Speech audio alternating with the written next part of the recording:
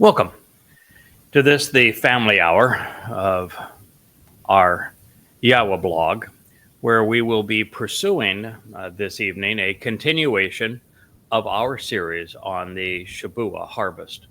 I believe this is episode 8 of the harvest, and today, as I can look over my shoulder here, I see that we have both Kevin and Kirk with us. Gentlemen, it's a pleasure to see you. We're on a little different subject than we have been the last 3 weeks. Yes. We're going to not be ridiculing the group that has sought to worship a spirit mother as God. And our attention now is on the group that chose to elevate a misnomer, a crude counterfeit to the position of Dode, giving a misnomer Dode's accolades, giving this misnomer Dode's attributes, and doing so in the most ludicrous fashion.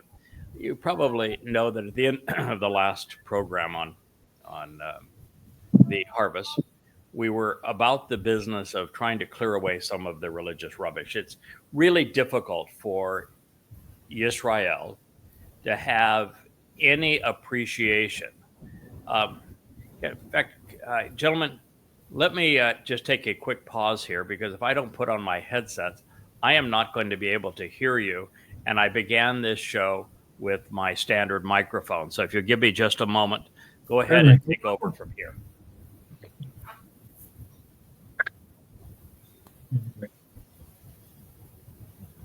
Kirk, you said something about the last show that we were talking about earlier. The Hezekiah, about how you guys came or Habakkuk, wasn't it? How you guys came? Habakkuk. Yeah, came with all of Habakkuk. Yeah,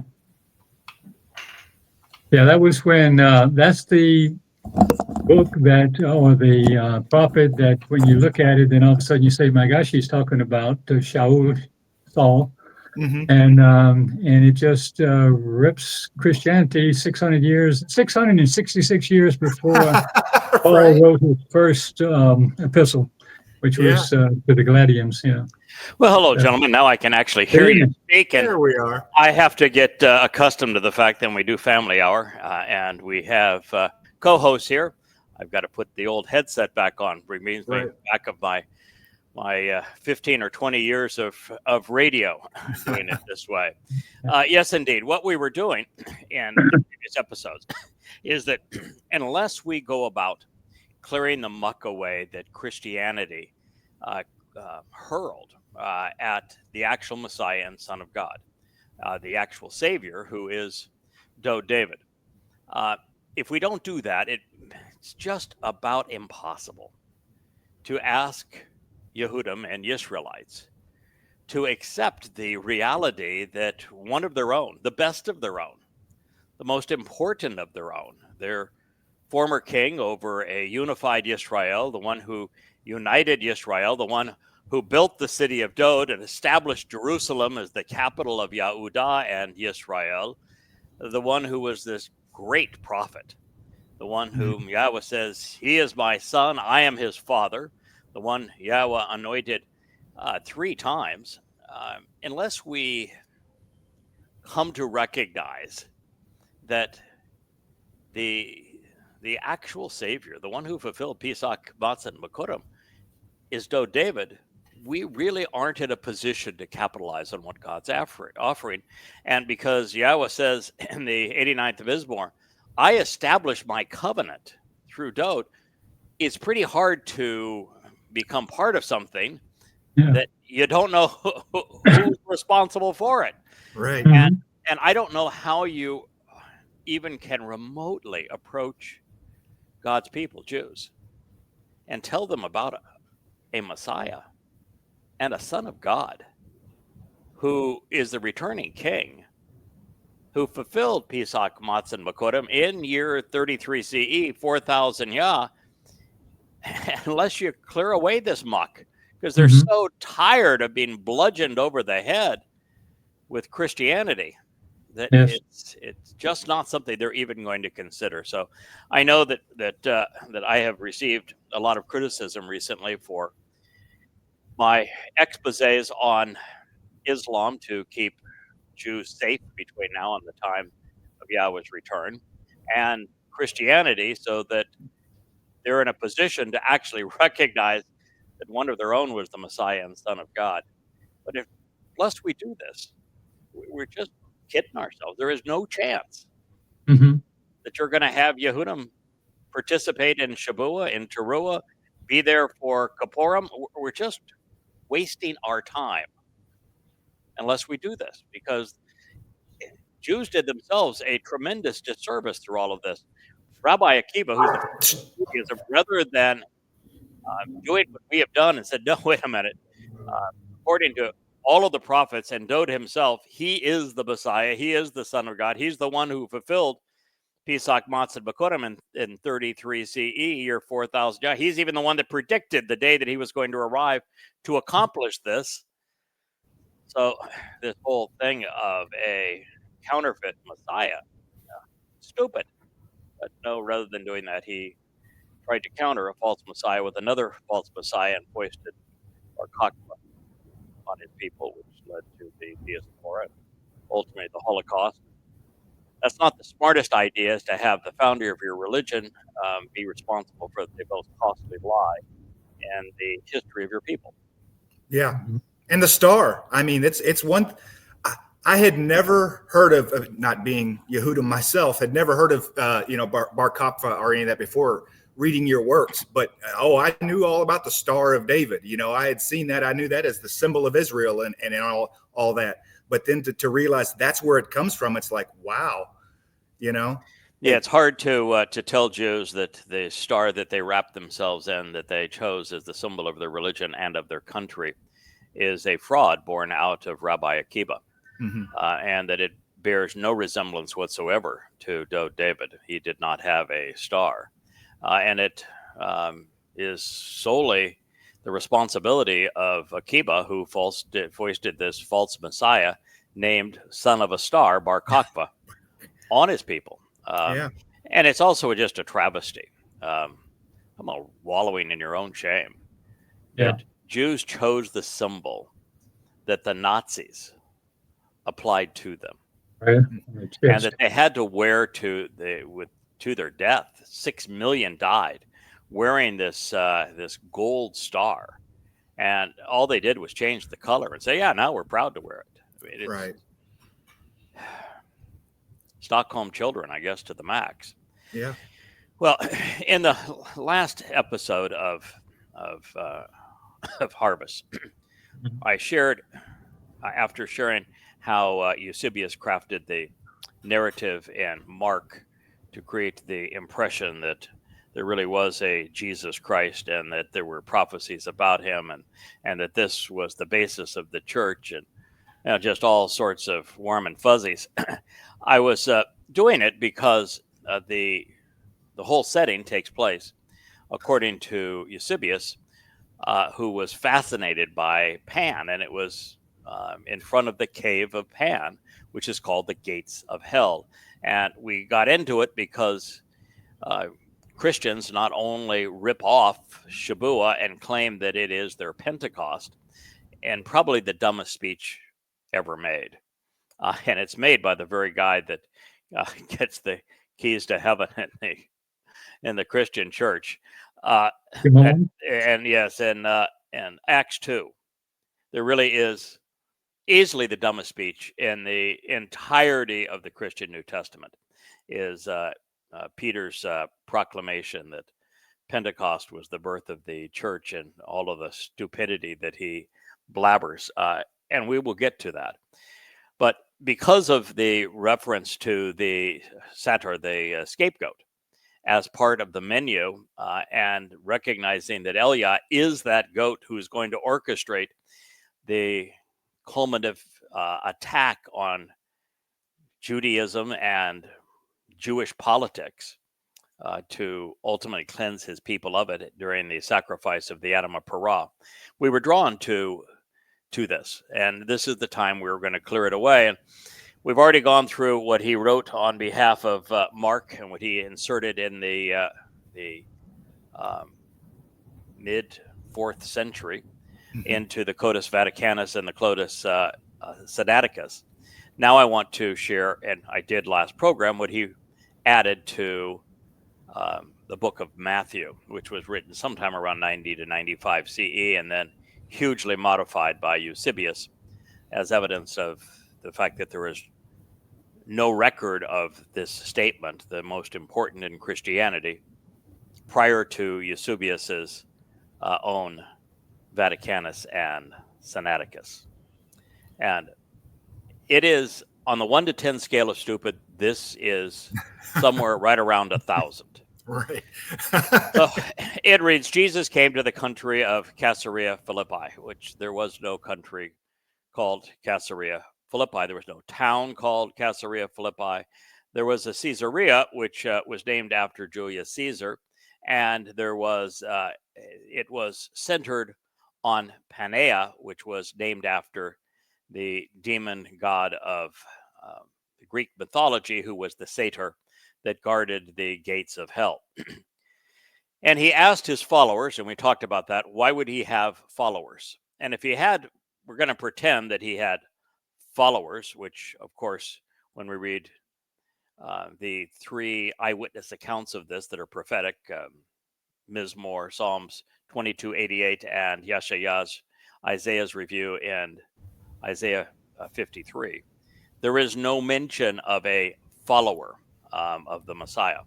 But he asked his followers, and this is so ludicrous because they had been with him for 3 years. If they're his followers and they're supposed to be his disciples, the learners, should know who he is. How would they not know who he is? And besides that, he's been with them this whole time. So how could there be someone who, I mean, how could he not know what people are saying around him when, he picked these guys up, allegedly, out fishing on the Sea of Galilee? They wouldn't have heard diddly squat. So anything that they heard while they're together, they would have all heard together. So there's not even any reason for the question. Yeah. And then he introduces the question by admitting that he's not who Christianity claims he is, because who do people say that I, Son of Man, am? Because, think it through, boys. If he's the Son of Man, then he is the son of, well, in Christianity, it would be Joseph, and therefore he's not the Son of God. Right. And there was no virgin birth. And of course, Son of Man is the term that is used in Ezekiel, which is a false prophet. So we're not doing very well. We're not doing very well so far. They said, some say you are John the Baptist. Of course, there was no John the Baptist. There were no Baptists. There was no baptizing. And of course, to pick that name, he was the guy, according to the Christian mythology, had his head cut off and served up on a plate. So since this guy was actually talking, how could he have been the guy without the head? Right. Oh, my. Okay. Some say you were John the non-Baptist whose head was on the plate. Some say that you're Elijah, which was... Elia? Yeah, the Elia, the next dumbest possibility, because this whole notion here, this whole speech is to establish a politicized religion. That's the entire purpose. And Elia spoke expressly about condemning the politics and the religion of Israel. And it wasn't just an ordinary, just run-of-the-mill form of religion and politics. It was the king and queen of Israel who had instituted politically and religiously the worship of Baal, the Lord, who featured all the way through Christianity, and Asherah, who's the mother of God, the queen of heaven. So, well done, Christians. Not a very good pick with Elia, and some say Jeremiah. Now, Jeremiah doesn't make the Mark list, which is peculiar, since Mark would have been written 25 years before, allegedly, Matthew was written. And Jeremiah is the guy who tells you that when the covenant is going to be affirmed, it's not affirmed with a Goyim church. Yeah, it's affirmed with Israel and with Yahudah, and it's not based on a New Testament. it's based on the integration of the Torah. Yeah. Don't these guys even read? Apparently not. Yeah, apparently not. Or one of the early preachers. You're a student of history there, Kirk.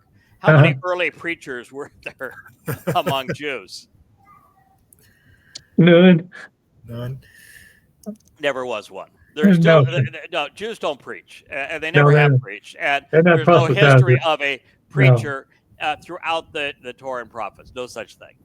So he said to them, "But who do you say I am?" Don't you know? He's been with them for 3 years. Who has he been telling him he is? Right. Haven't they had any substantive conversation? You would think that the very first thing you would have said is, "Oh, by the way, this is who I am. Do you want to hang with me?" He tells him it's a secret. Remember, I told you don't tell anyone. Yeah, so don't tell anybody. Yeah. He was pretty undercover. So. Yeah, there you go. Okay. We're just walking around the the territory here. We don't know why we're here or what we're doing, but I'm going to ask you. So, who do you think I am? And then it's Simon Peter. He couldn't have been Peter at this point because, well, he doesn't become Peter until the end of this discussion. But anyway, that's what they have got written. You are the Christ. So, you guys have read the Torah and prophets. Where is there a mention of a Christ in the Torah and prophets? There's no mention of Christ anywhere. Anywhere. Christo means a drug, doesn't it? Yeah, Christo is actually from Christos, which in Greek means to the application of drugs. So, no, there is no Christ. And then if you were to say, well, you know, he really didn't speak Greek, he's just translated into speaking Greek, and it's a translation of anointed Messiah. You are the anointed Messiah. Well, you know, Messiah is a title. And if it's a title, you should transliterate it. You know, that's what you do with titles. Names and titles, like Shimon. Shimon is a transliteration of Shimon. Even Peter is a transliteration of Petra the Rock. And then they've got this supposed to be the title of titles that their entire religion is based on, and they can't transliterate the title Messiah. And the only statement about a future Messiah is spoken by the then Messiah, David, who is Gabriel, who visited Daniel in Babylon. And in that case, we're told that he was a man, not an angel, and that he specifically is the most courageous and compassionate man of God, which is what Gabor El means. He's a man of God who is courageous and competent. And he's the one who says, not only am I the one who is going to be the Messiah is going to arrive, he gives us the precise date that he is going to arrive, which these guys aren't clever enough to figure out and say, hey, didn't you figure out, you know, when I gave you the exact date that I was going to do this, so you know the exact time I'm going to walk in to Jerusalem to fulfill all of this, because I told you I was going to do so. And the only way that you could use the term Messiah is to know that prophecy, which foretells the very day that I'm going to walk into Jerusalem to do this very thing. Right. So to pick that and not understand the rest of it is to be, on a 1 to 10 scale, unbelievably stupid. Now, this is another 1,000. You are the son of the living God. Well, it's better than being the son of the dead God, I guess, which is the symbol. That is the symbol of Christianity, isn't it? The dead God. God on a stick, dead God on a stick. But the son of God. Who is the son of God? There's the prophecy about that, isn't there? Yahowah says it 3 times. There's only one person he says is my son, I am his father. And that same person he tells us 3 different times, I am his father, he is my son. So if he was the son of God, as this says, then he can't be Jesus. He has to be Dode. If he is the Messiah, he has to be Dode. He can't be Jesus. Not all that hard to figure out, boys. Oh, you're the son of God. Jesus, he can't be Jesus. And by the way, there wasn't a Jesus because there was no J until the 17th century. said to him, Shimon, son of Yonah. Yeah. He can't be the son of Yonah because Yonah was also a false prophet. You are happy. You are happy. Oh, You're happy, wow. and clap your hands because you did not learn this from man. Of course he didn't, because you weren't smart enough to tell him. You've been hanging together for 3 years and you haven't bothered to tell him what the single most important thing is in terms of your identity. My father, and if it's my father, then he has to be Dode. My father in heaven, which he doesn't know his name because Eusebius didn't know his name. My father in heaven has shown this to you because, well, again, I didn't bother. I don't know what I'm doing here. I don't know what you're doing here. But anyway, and I tell you that you are now Peter, which means you are rock. Yahowah was pretty clear as to who the rocky crag is throughout his prophetic testimony. And I'm going to assure you, it ain't Shimon Peter. No. And upon this rock, once again, he is not the rock. I'm real familiar with who the rocky crag is. I will build my church. And so then you have to go and say, so where are the references in the Torah, prophets, and Psalms to a church? Yeah, no, there's none in there. Not one. Not anything close to it. In fact, where would you find a reference to a church in the Christian New Testament? You wouldn't, unless you go to. But well, I don't know. Shirshay is I know that's a circle. The closest word that existed at the time to transliterate church was Shirshay, who was a pagan goddess of the Germanic religion. That's the closest you can get. Yeah. And the Greek text, which they weren't speaking Greek, but the Greek text has ecclesia. And ek means out, and ecclesia means to call. So you can either transliterate ecclesia if you're pretending they're going to be speaking Greek. You can translate called out, but there is no church. There ain't no church. It's one of the most absurd things that exists in Christianity is to have this thing called a church when there's no reference to one in the text. Then it says the powers of hell. Well, they are standing right there in front of the gates of hell. And, in ancient mythologies, there were lots of powers of hell. But I'm sorry, but Sheol has no influence over anybody. Black hole don't hurt you unless you're in it. By the time that Sheol can influence you, it's essentially a black hole that once you're in, you can never escape. Only time is eternal. You already have to be dead, or judged anyway. Your soul is put in there, and there is no escape from there, but it has no independent power that could influence anything or anyone, including a non-existent church. There's another dimension, That is not a power of my church, which of course doesn't exist, and which of course is contrary to the book of Revelation, which has ecclesia all over it, and the first 5 or 6 of these churches are inundated with satanic control and influence. Yeah. Wow. So evidently that is a little contradiction that old Eusebius must have missed. And then he says, I will give you the keys to the holy nation of heaven. Is there any reference anywhere that Yahowah calls heaven a nation? In fact, the word nation in Hebrew would be goy. Yeah. So, for the goy. Wrong side again. Goy of the holy goy of heaven. No, there is no nation of heaven. Shamayim is God's home. Period. End of conversation.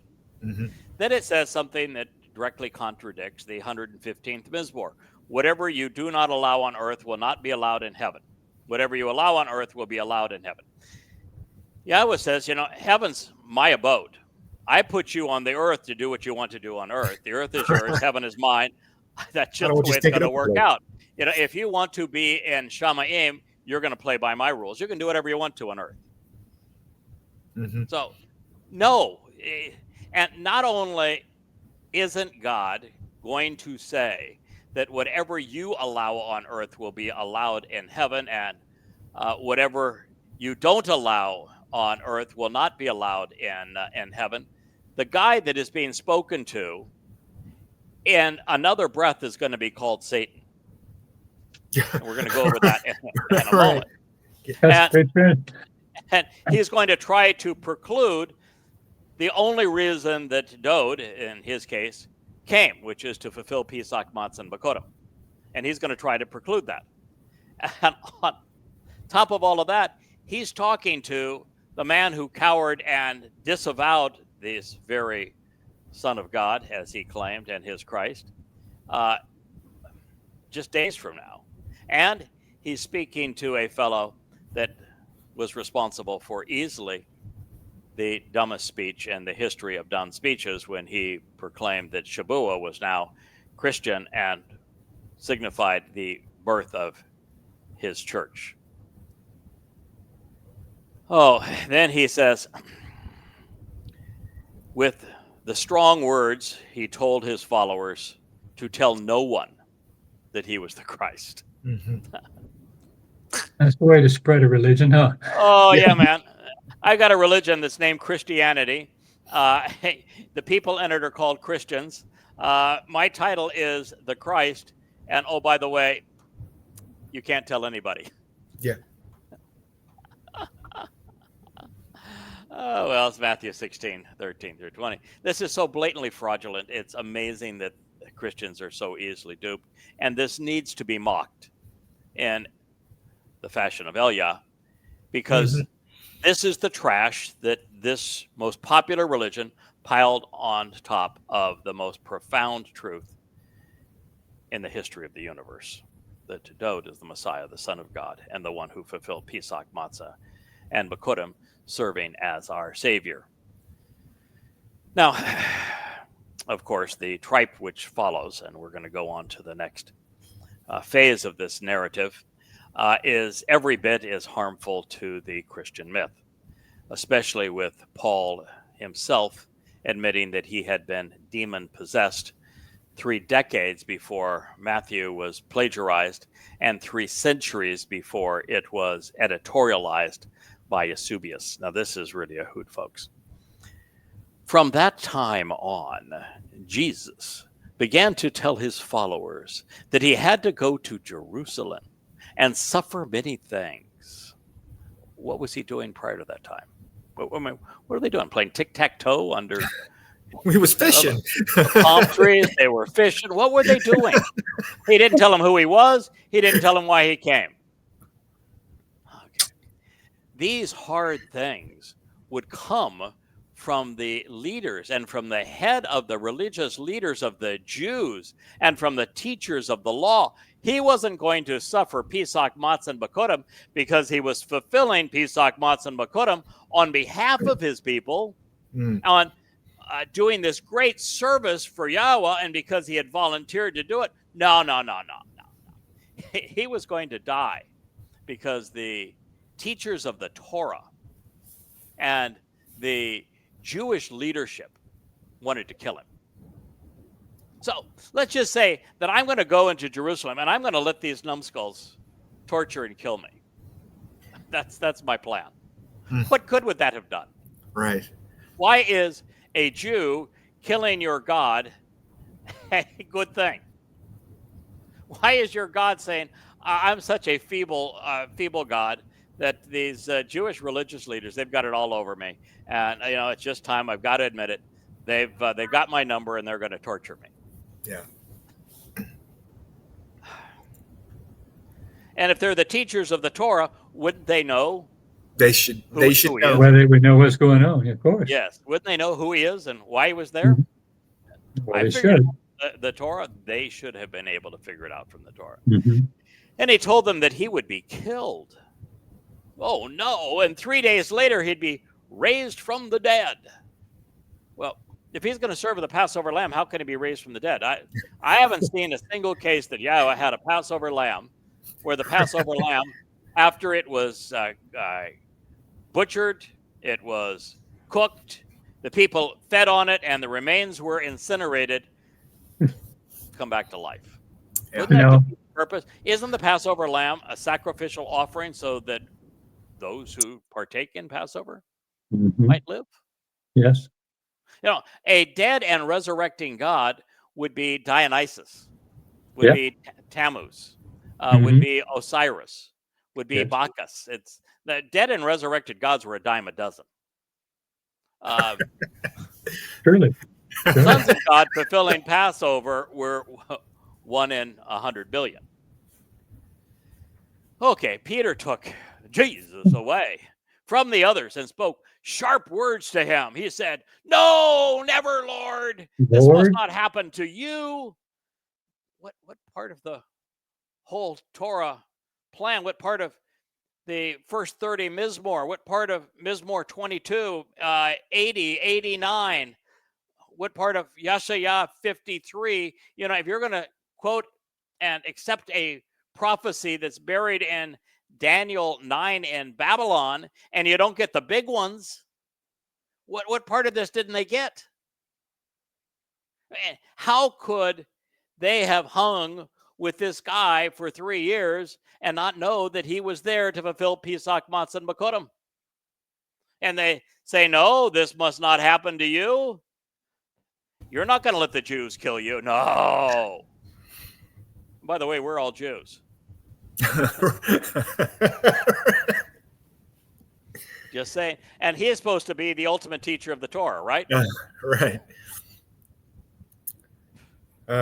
Then Jesus turned to Peter, the rock, and said, "Get behind me, Satan."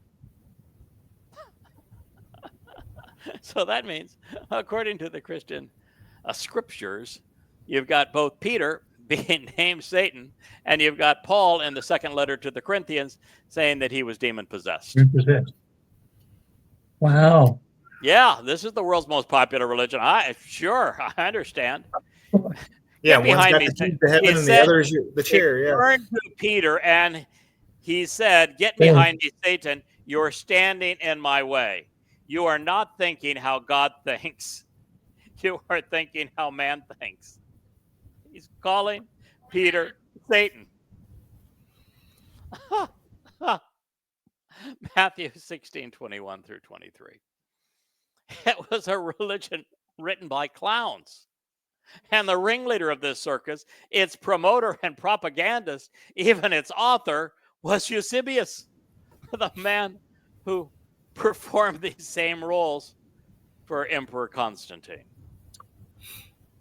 He's the one that made up the story. He saw the symbol of a cross, a pagan Roman death stake.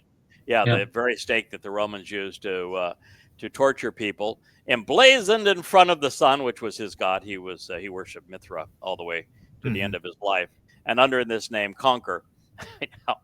How many times have you heard God speak of a cross, first of all, and superimpose things on the sun, second of all, or third, speak to a pagan and say, "Under this sign, Conquer."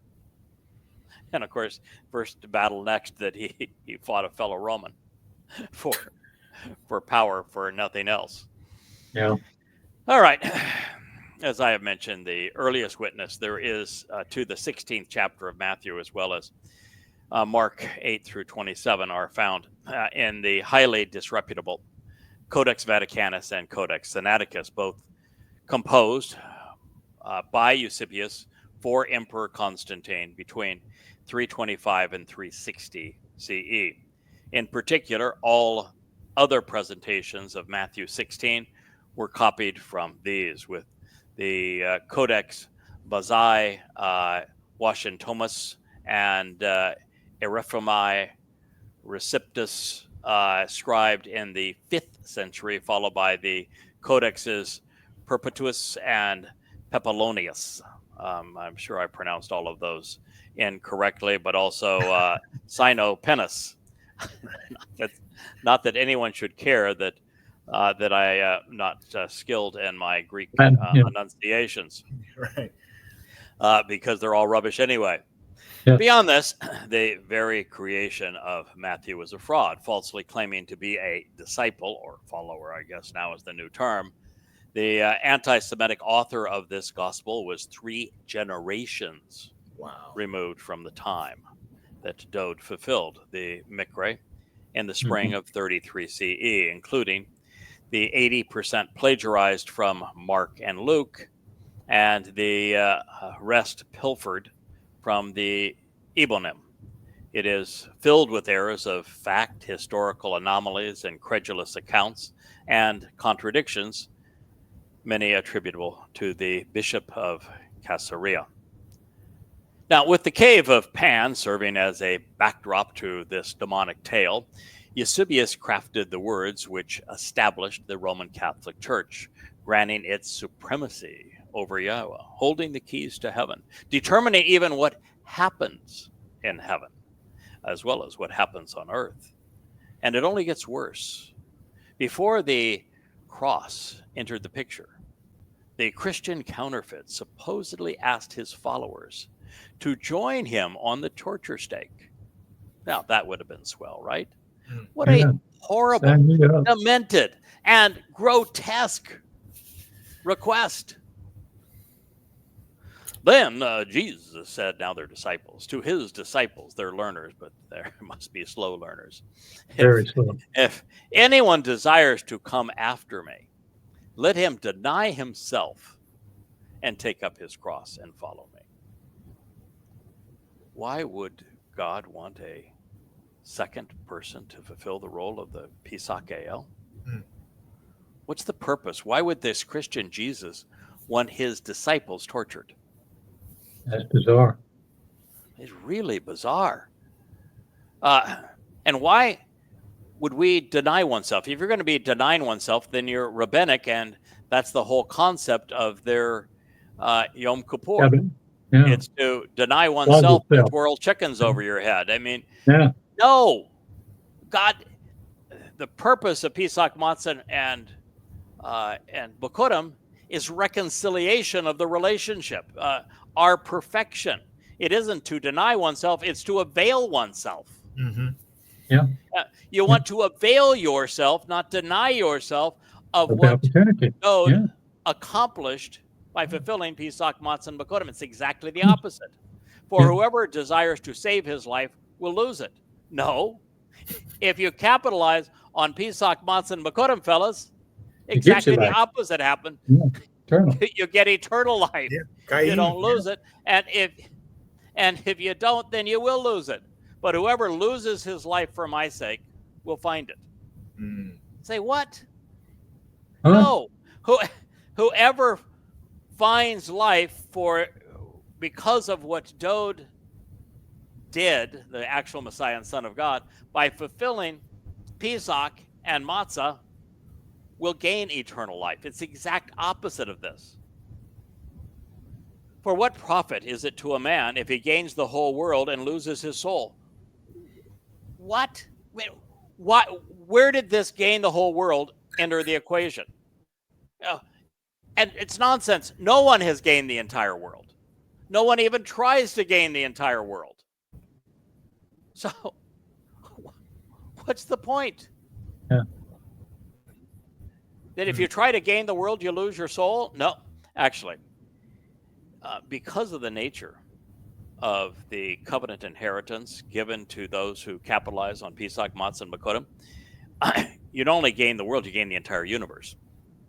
And so by participating in the covenant, you actually are profiting by gaining the entire universe.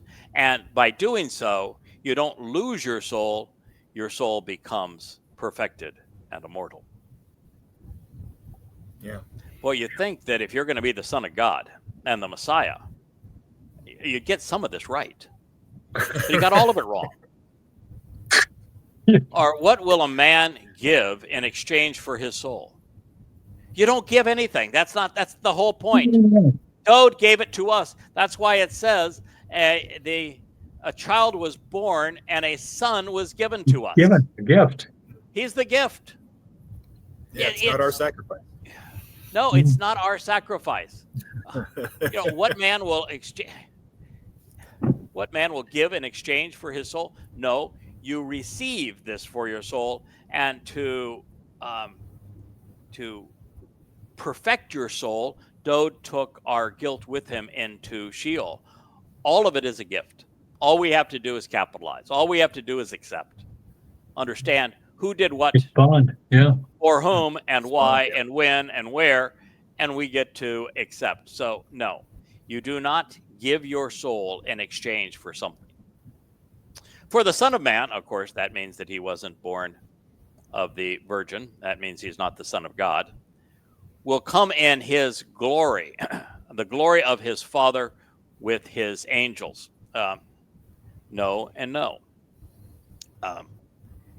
We're told over and over again, the 2 Samuel 7, the 89th Mizmor, and throughout the prophets, that it is David who is returning with his father. Period of end of conversation. There is nobody else that we are told specifically is returning with his father. And he's not returning with his angels. His angels are irrelevant to this entire process. I mean, I don't want to diminish the role angels play. First of all, they're not angels. That's this is something that the Anglophiles actually transliterated. They couldn't transliterate the important stuff, like Messiah, but they managed to transliterate angels as from agelos, the Greek word for messenger, which is a translation of malach, which is the spiritual messengers. The spiritual messengers play a role. They are Yahweh's implements in our world. But when Dode returns, he is returning with not only Yahweh, but members of the covenant family. He's returning with those who were harvested and gleaned on Shabbat and Towrah. That's the audience that he's coming back with. That's the entire purpose of Shabbat and Towrah, is to make certain that we have a wonderful audience that accompanies Yahweh and Dode as they return for the great homecoming and family reunion. So we got that wrong too. What an insight. And then he will reward each according to his works. No. Listen, by that time, the only people who will actually be people at that time that are going to witness Yah's return will be those who have been cleansed and perfected by the sacrifice of the Adamah Parah on Towrah. And they aren't rewarded. They're just cleansed and prepared so that they can participate in Yom Kippurim, this family homecoming and reconciliation. And they're going to witness the greatest spectacle in the history of the earth at that time. Their only reward is that they get to camp out with Yahweh on earth, return to the conditions of Eden, but that doesn't occur on Yom Kippurim on the return. It occurs on Sukkah 5 days thereafter. And there is nothing that the mortal remnant of Israel will have done to earn that reward. Yes. Nothing. And there shouldn't even be anything that in Christianity they could have done to earn their reward, because it's not a works-based religion. It's a faith-based religion. Paul wrote all about this grace, salvation through grace. Right, yeah. So, no, it can't even be by religion. That's a contradiction of the internal text of the religion itself. It can't even get his own story straight. Verily, this is now we're going back to the Quran. If the Quran has one verily, it's got 10,000 of them. Verily, verily, I'll say it unto you. I say to you, there are some standing here who will not taste death until they see the Son of Man coming in his kingdom. False prophet. Yeah. Matthew 16, 23 through 28. Didn't happen. That was 33 CE. Oh, well. Every one of them is deader than dead. Dead as a doornail. How in the world can you be a Christian and read this. This is the single most important narrative in your whole God-forsaken religion. And your Messiah, your Christ, just issued a false prophecy. Yeah, blew it. And Eusebius had the opportunity to correct it 3 centuries later and didn't. Yeah. Boy. There are those that are standing here. That would be Peter. And I guess the rest of the disciples who were mum at this point, because only Peter spoke, who are not going to die until they see the Son of Man coming in his kingdom. But how does one come in a kingdom, by the way? I mean, the kingdom's got to be really small if you're coming inside of it, right? A little bit of kingdom. And when Yahweh tells us that there is going to be a eternal kingdom established forevermore upon his return with Dode, whose throne is established in that kingdom, and who is told that he's going to rule forever as the King of Kings. Yeah, Dode. Dode. So unless he's Dode, yeah, I'm sorry, that was it. Sorry, you got the wrong guy. I mean, every bit of this is ludicrously stupid, and you end it with a false prospect. So, anyway, it was all a sadistic request and preposterous lie from beginning to end, including the misidentification and false prophecy.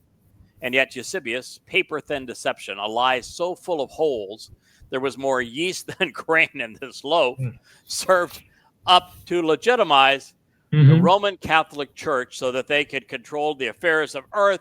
We're given the keys to control everything that happens. We don't need no stinking God. He gave us the keys to heaven. He gave us the power to control everything on earth. Who needs a God? We'll just leave him in the mommy's arms as the Madonna and child, and then as a dead stick on a cross, a dead God on a cross. We don't need him for anything. We're in charge now. Eusebius said it. What a concept, huh? All discrediting Yahweh while replacing Dode in the process. And it played out before Constantine, the pan of the Roman emperors. Get behind me, Satan. Indeed. Well, outside of Yehuda, far from Jerusalem, silhouetted before the cave devoted for Pan, amidst the satyr shrines, was the last place that you would have found Dode. There was never a town named Caesarea Philippi, but instead one named after a devilish Greek god, Pan, as Paneas, after the egotistical Roman emperor Caesar Augustus as Caesarea, and even the king of perverts himself, Nero, as Neronius.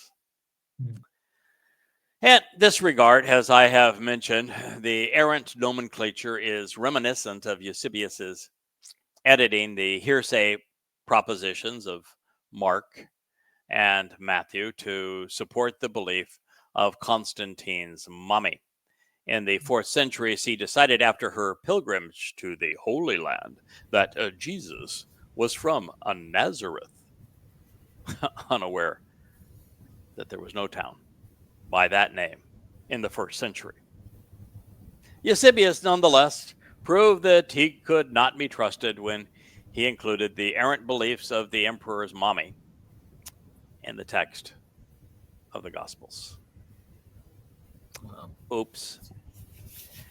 Even if we were to play along with the overall narrative and pretend that after having invested 3 years sharing his life with his followers and disciples, what are the odds that after all of this time, this misnomer now known as Jesus would have asked them, "Who do you say that I am?"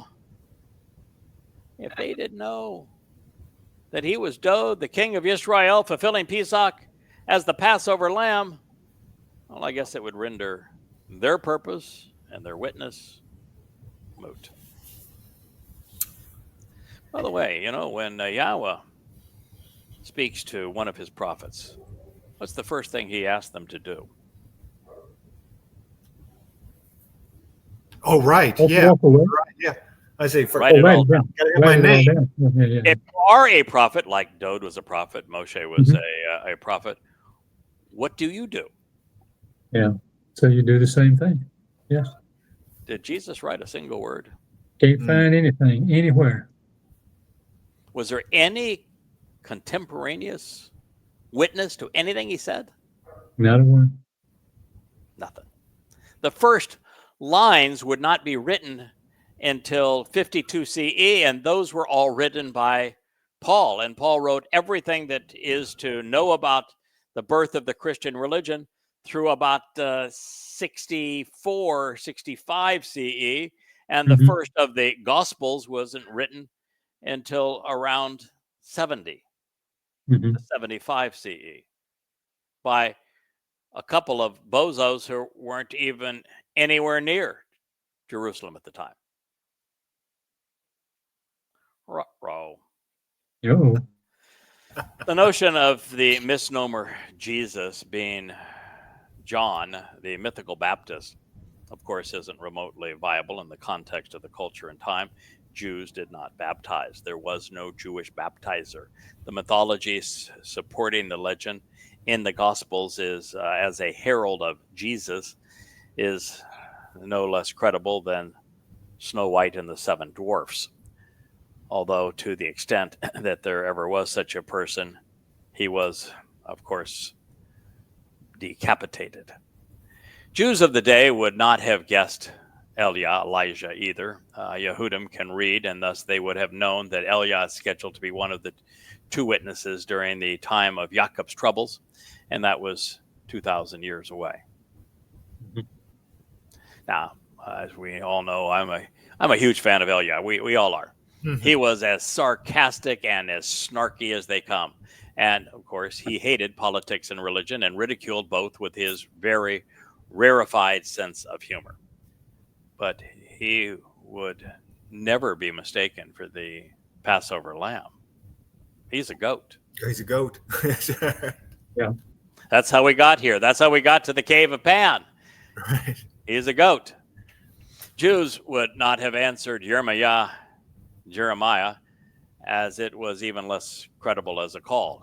He was long dead and is not returning. And when he was alive, he wrote regarding the impending events of his time and the last days, and he offered nothing pertaining to someone known as Jesus, and he never spoke of Christians and did not endorse a church. As a matter of fact, he actually nullified the notion that there could be a renewed covenant or a New Testament, because he said when the covenant is finally renewed, it's going to be renewed not as a church, not with Goyim, but with Yisrael and Yehudim, and the process is going to include not a New Testament, but the integration of the Torah. Oops. There was only one person who was predicted to arrive and fulfill the Mikra, beginning with Passover, and he had written voluminously about his own experience, serving as an eyewitness, as a prophet to what he would endure, doing so under his own name and in first person. Therefore, the only informed guess and the only answer revealed by Yahweh in heaven would have been his beloved son, Dode. Amongst the 5 answers, did anybody say Dode? No. Which is the only answer an informed Jew would ever give. You must be Dode. You said you would arrive now. You said you would do this. God said you would do this. The prophets said you were going to do this. It's obvious that you're here to do this. Dode is the answer. Nope. Not one of them. Why? Because for there to be a son of God who is a Messiah, other than Dode has to be dead, and we have to play replacement foolology and transfer everything that Yahweh said about Dode to Jesus, meaning that God had no clue what his son's name was, who he had anointed, who he had talked with, who was his prophet, who was chosen one. He's an old guy. He had a senior moment. That's why he gave up the keys of heaven and told the Catholic Church that you guys can do whatever you want. Contrary to Eusebius' narration, Shimon could not have been Peter at the time.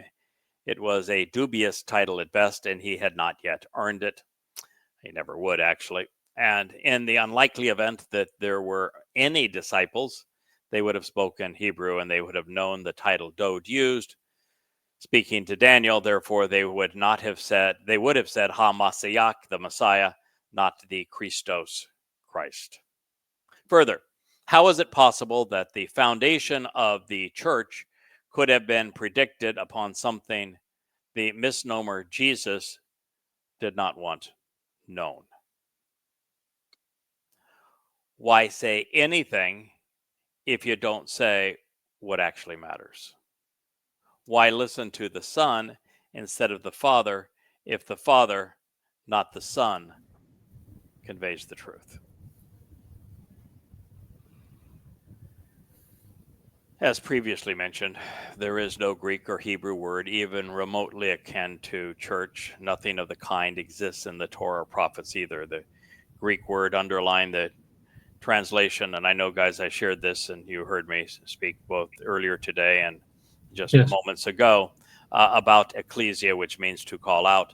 But reinforcement is how we transfer information from short-term to long-term memory.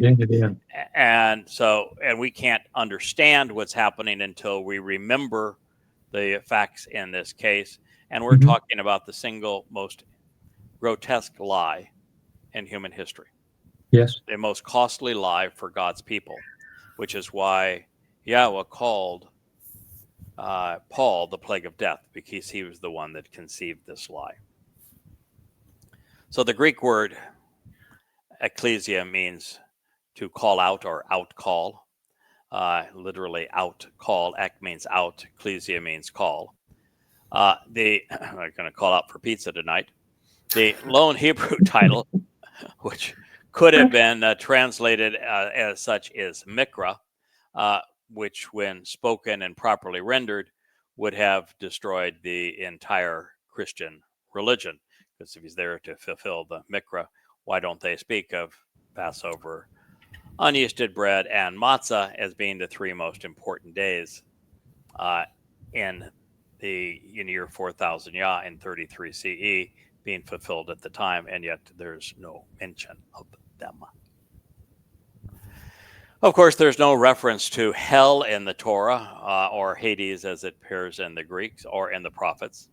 The concept is based upon Greek mythology, as are the gates of Hades. The entrance to the underworld was in the Avernus crater west of Naples or through the river of Archeon, depending upon if you were Hercules or Odysseus. And it was something that Yahweh's Lamb would never have sighted, much less gone to the Greek location of Peneus. The keys to heaven are found in the Bereth and the Mikre, and they were given to the man who, through his sacrifice, opened heaven's door. That would be Dode.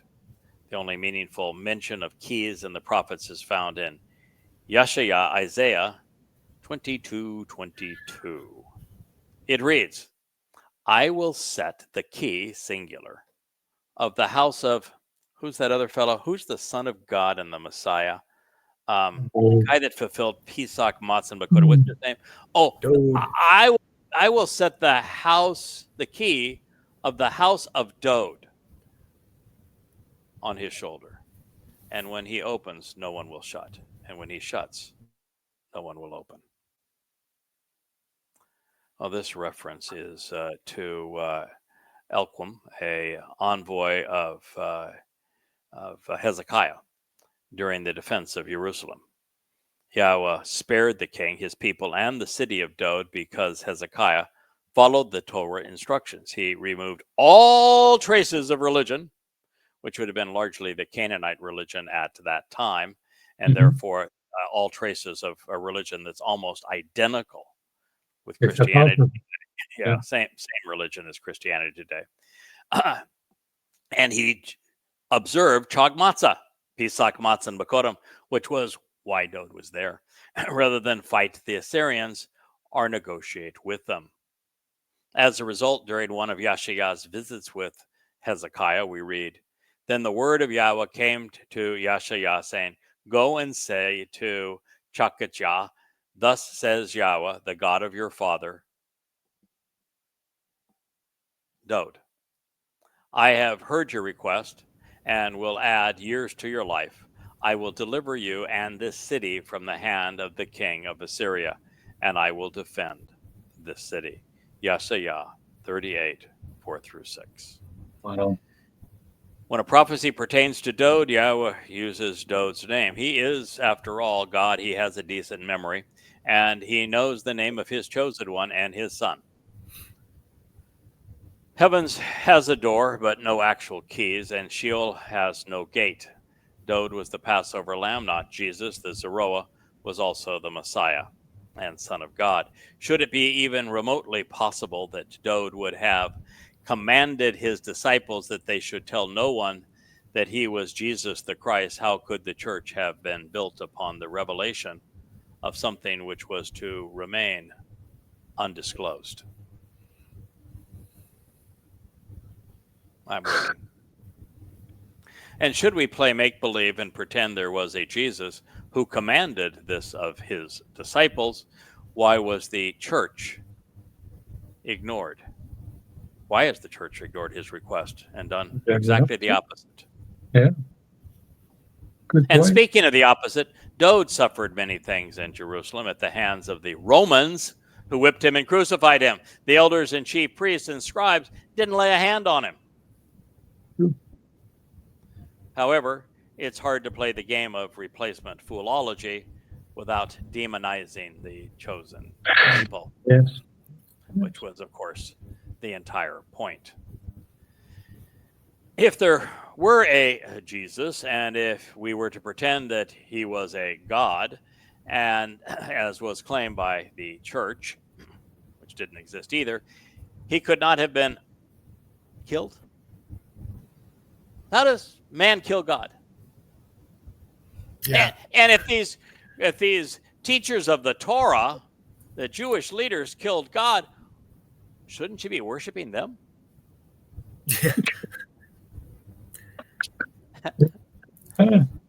You're way too logical.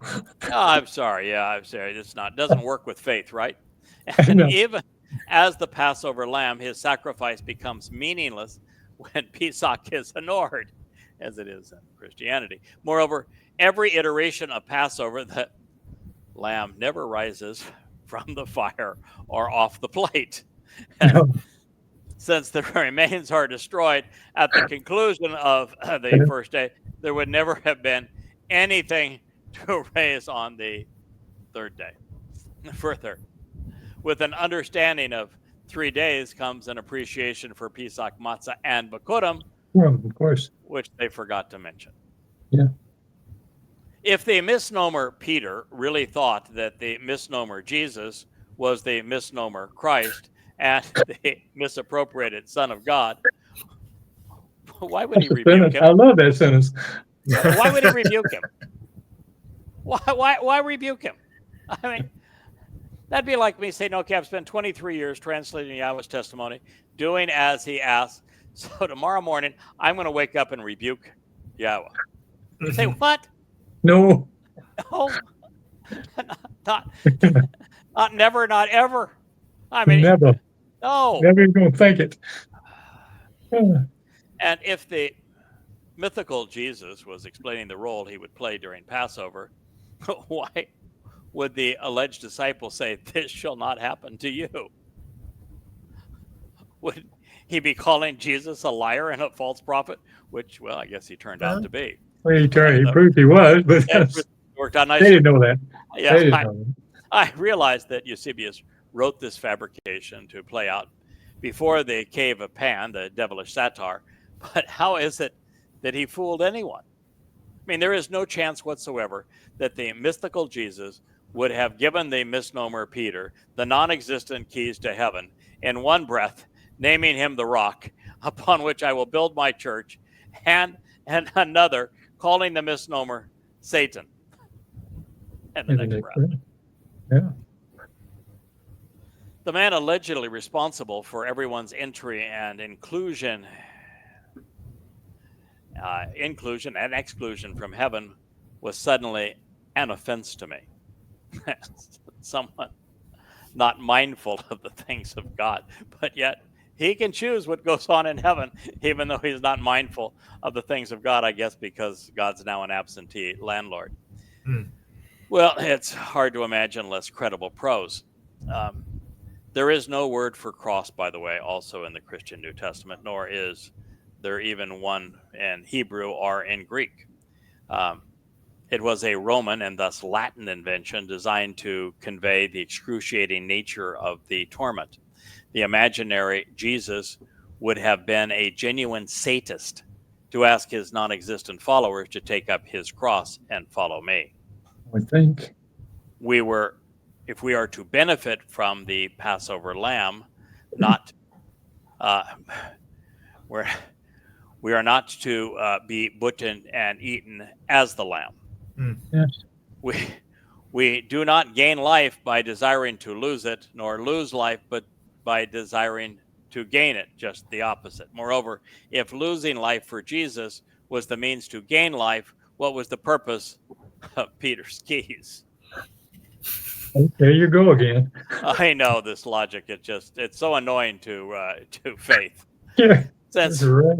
Yahweh had promised that Dode, not Jesus, will be returning, why did the Son of Man contradict his Father? If we are to be rewarded according to our works, what is the purpose of faith, or the keys for that matter? Why was the nature of the work undisclosed if it's the measure of the man? Wow. You're becoming Elia, you know. Yes. Yeah, you are. I'm doing my best impersonation. You got to keep up You're with doing me. well. You're doing well. Yeah. But alas, Eusebius even had the audacity to make his Christ and the Son of God a liar and a false prophet. Surely I say to you, there are some of you standing here before me that will not taste death until you see the Son of Man coming in his kingdom. Well, that'd be a really long stand. So old. 2,000 years to be exact. Not to mention it isn't Jesus' kingdom, but Dode's, at least according to the Father. Yeah.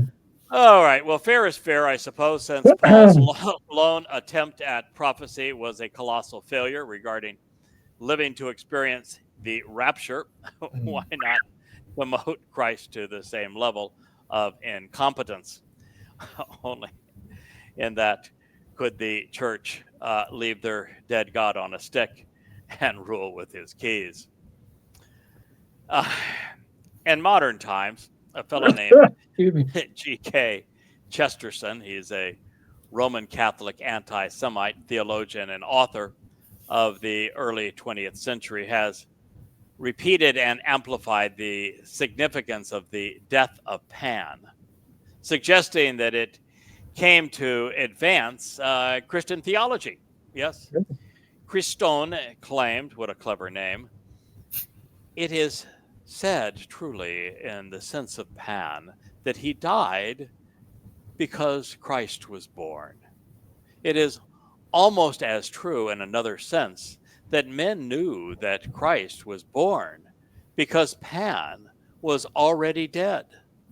A voice was made by the vanishing world of the whole mythology of mankind, which would have asphyxiated like a vacuum if it had not been filled with theology. C.J. Chesterton, the end of the world, and the everlasting man. Not the everlasting God, but what do we care? Okay, the Roman Catholic Saint Jerome, the author of the church's Latin Vulgate, we've got to change it into another language. You know, they spoke Hebrew, but it's allegedly recorded in Greek so that we could render it in Latin, the language of the very people that bludgeoned Rome and killed hundreds of thousands of Jews on death stakes. Yeah. Yep, yes, those Romans. The one that Dode himself said would become the ultimate beast. That actually became the Roman Catholic Church, as a matter of fact. Anyway, he wrote the church's Vulgate and induced the name Lucifer into his Old Testament by replacing the serpent of Eden, saying that he was not seen as the devil by the Jews. His assessment advanced the archetype upon which Christianity's fascination with the satyr as the devil took shape. And in fact, in Christianity, the satyr continues to exist because he is the model that they use to create, that the horned goat of Satan. He comes from Pan. I didn't realize that. Yeah. Oh, cool. yeah, that's the devil. That is the Christian devil, Pan. That's where it came from. Okay. Yep. And he dances around, plays a flute with the charities and the graces, right? Yeah. Well, why not? Yeah, the graces. You're saved by grace. They got it all together here. Hey. And this, as I said, Christianity would win the prize for dumbest religion if it were not If it went for Scientology and Islam. But it's in the running. Well, yeah, it's in the top 4. Don't worry about it, Christians. You're in the running. Just because you're 4th. You got the most votes. You got the most votes. For anyone who has read, as you fellows have done, An Introduction to God and the first 4 volumes of Yada Yahowah, know that it is uncommon for us to provide this kind of playtime to Christian mythology. In this case, however, with Christians commandeering Shabbat, which they do, to claim that, that it was Pentecost and fulfilled the birth of their church. And it was Peter that made the speech, and exception seemed appropriate. After all, since I have been asked to cultivate the harvest, and you guys are my co-workers in this regard, the results will be a little better if we all get down and pull the weeds and turn over this well-tread soil. Okay, and now realizing that we have traversed the swamp or two since we last read Yahowah's declaration, before we complete our review of it, here is a reminder of what God has said. Okay, you should prepare and provide 1 satyr, a scapegoat, a hairy and harsh male, often to depict the demon-possessed beings to overcome and to prevail. From Sa'ar, a horrible tempestuous whirlwind and dreaded storm which swirls and sweeps away. Well, you're going to get a kick out of that reference. If you can remember it, put it in your long-term memory. I'm translating Yahweh's instructions as to how to respond when people fool around with his name and go about in social groups conspiring to negate his chosen one, who reveals more insights than anyone else. You're going to hear this term again of a whirlwind. Mm-hmm. For going astray, which is the same term, by the way, he uses in that text, and 2 lambs, sons, a year-old, serving as a sacrificial offering to reconcile the relationship. So it's the lambs that reconcile the relationship? I thought it was Jews killing God. No, not according to God. It is from Shalem as a fellowship offering, a vow of friendship, demonstrating an agreement in the relationship from Shalem, whose root shalom means that this is being done to furnish reconciliation. This is from Kara, called out Leviticus 23:19. Now, foreseeing the problem of the satanically inspired religious misdirection, Yahweh has offered the Moed Mikre to resolve it. His people needed this bath in the worst way. His would be the straight and narrow path to bring us home. Therefore, God wants his children to remain cognizant that the first step along this path is made possible by the sacrifice of his son as the Passover lamb. Pesach is the portal between chata'ah, guilt, and shalom, reconciliation, from lost to found, from conflict to resolution. We are adopted on Bikurim, and we come home on Shabbat. It's nice how a plan fits together. Mm-hmm. No matter how one vocalizes the SLM root, it spells reconciliation. Shalem, shalom, speak of fellowship and friendship and of an agreeable relationship. It doesn't speak of Jews plotting to kill the Son of God. Yeah, hardly. Shalom signifies that Yahweh always completes what he begins. It affirms that God, through his Son, has rendered the payment in full to ransom us, restoring our relationship. The purpose is to bring peace and prosperity, well-being to the covenant family, reestablishing the relationship while restoring every benefit by making amends, reinstating fellowship as our Savior. At first blush, it may seem premature to find shalom introduced at the halfway point in the Mikra, these invitations to be called out and meet, Shabuah. However, the promise of the Shabbat is a harvest. You can't be harvested and appear before God unless your relationship has been reconciled, or at least you've been given eternal life, you're immortal. You've been perfected, your guilt's been carried away, and you've been adopted into God's family. Sounds a lot like Pesach Matzah Bekurim to me. Okay. Designating our opportunity to come home. For many, the covenant's promises are fulfilled on this day. I think they are. I think this is the day to fulfill the covenant's promises.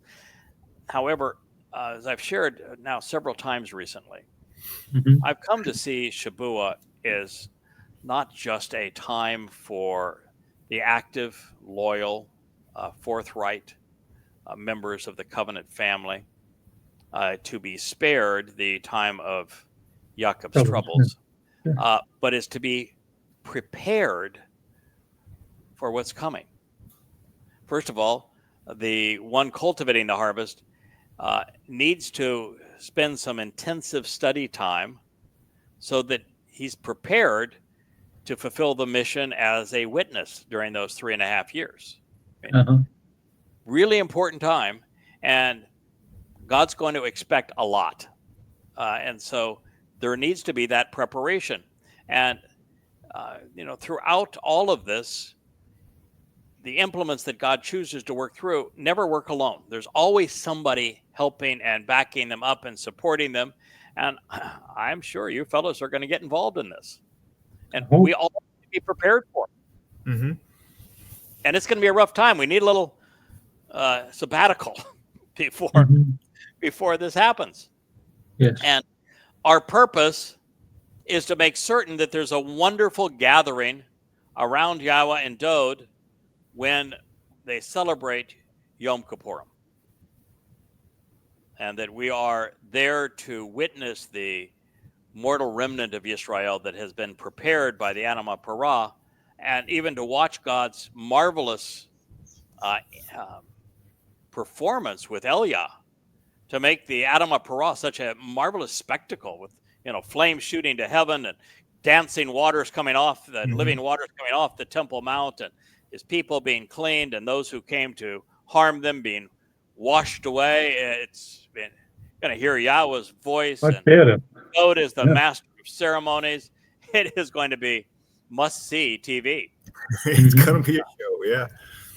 So this is going to be extraordinary, and that's why we're being spared and prepared the next event for this event.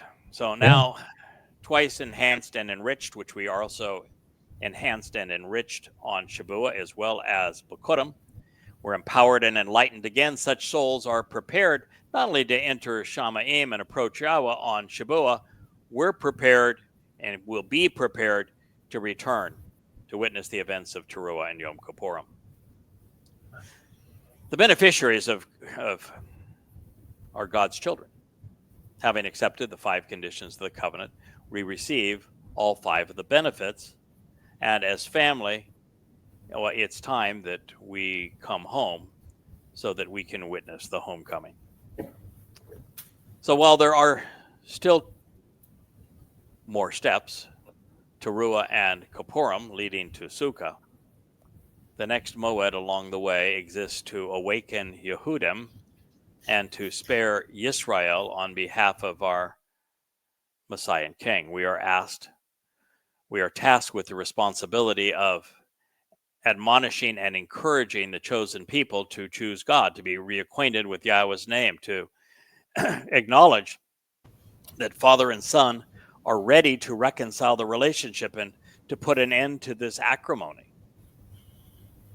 Therefore, the introduction of shalom at the midpoint of our journey through the Moed is as it should be, especially within the context of the family and of keeping everyone safe as the world turns to anarchy and chaos. I mean, guys, it's actually even hard to imagine how, as bad as things are now, with people around the world condemning Jews and progressives, ultra liberals, partnering with Muslims and celebrating the carnage of 10/7 and pretending that the victims are somehow the perpetrators. I mean, I don't think I've ever seen a world more upside down and turned around. The German government today announced that all of East Jerusalem, which would include the Temple Mount, even the Western Wall, all of the old city of Jerusalem belongs to people that don't even exist, Fakistinians.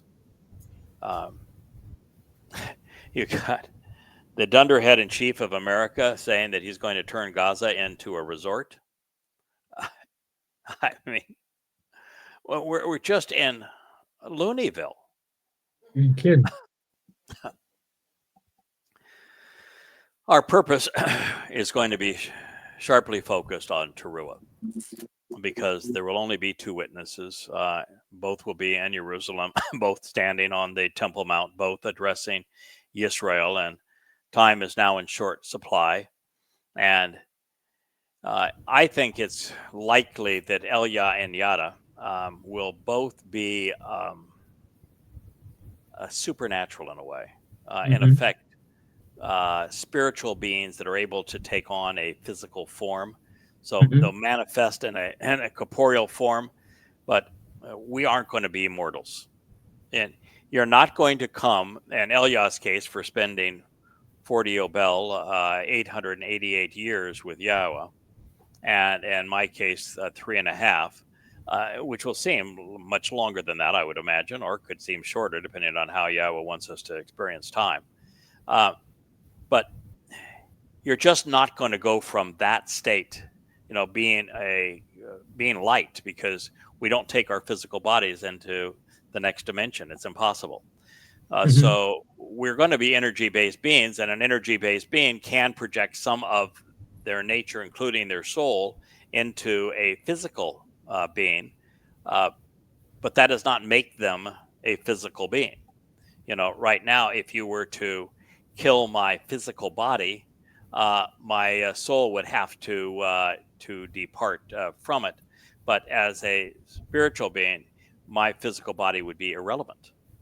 Do whatever you want. And as a spiritual being, if you become really a belligerent irritant, and I just think, okay, enough of this already, you could spew fire from your mouth. And that would pretty much end the argument. And they're going to do everything to kill us. I mean, everything imaginable is going to be fired and thrown and bombed and dropped and you name it on us. And so clearly we're not normal, as you might say. Neither I nor Elia have ever been called normal, I guess. Not going to start then. But it's kind of funny that Yahweh would pick his favorite two jokesters. Right. I don't think anybody has displayed more of a sense of humor towards all of the wackiness than Elia or myself. I mean, you read Prophet of Doom today, there are maybe 100 places in it, which in the rewrite of Goddamn Religion must be 100 places in it. Where, if you're drinking a Coke, you're gonna cough it up your nose. I mean, it's really funny. And if we just went through the single most important part of the Christian New Testament, and we mocked every bit of it. So, I think I can stand head to head with or toe to toe with Elia on the sarcasm. And God then picked two guys that were exceedingly sarcastic to fill that role, which means he's obviously entertained by that approach. And all the way through, God says, I'm going to mock them. Yeah. Okay. And in this case, he has his favorite mockers. Add that to your list. Yeah, Choder, mocker. Yeah, Choder, mocker. Okay. It's the job I was given.